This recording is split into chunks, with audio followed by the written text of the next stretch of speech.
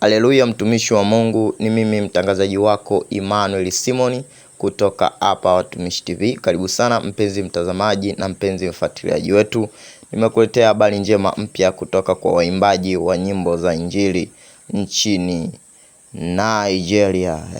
Kama unavyoona katika skrini yetu ya Watumishi TV, watumishi wakiwa wametulia, wana mazungumzo ya hapa na pale.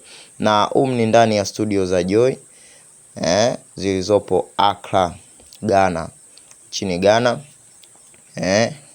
Na kikiwa ni kipindi ambacho hawa watumishi wa Mungu walikuwa wapo katika tamasha la Ghana in Praise.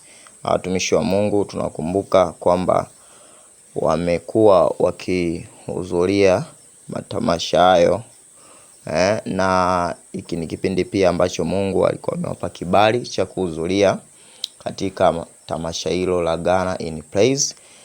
Na hapa wakiwa wapo studio, wakiwa wana mazungumzo ya hapa na pale, watumishi wa Mungu wanafurahi kweli kweli, wanapashana habari 2-3.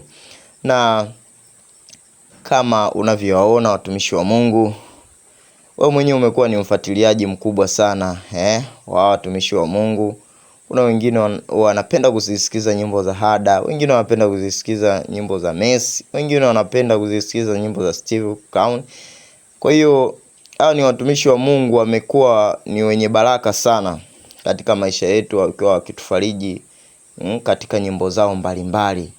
Na nikaona leo ni vema basi nikakuletea kitu hiki kwamba Bwana uone kwamba watumishi wa Mungu walikuwa mahala fulani, walikuwa hapo katika mazungumzo ya hapa na pale hapo nchini Ghana, Accra, wakiwa katika mazungumzo ndani ya studio ya Joy FM, wakiwa wanabadilishana mawazo 2-3, wakiwa katika furaha kweli kweli.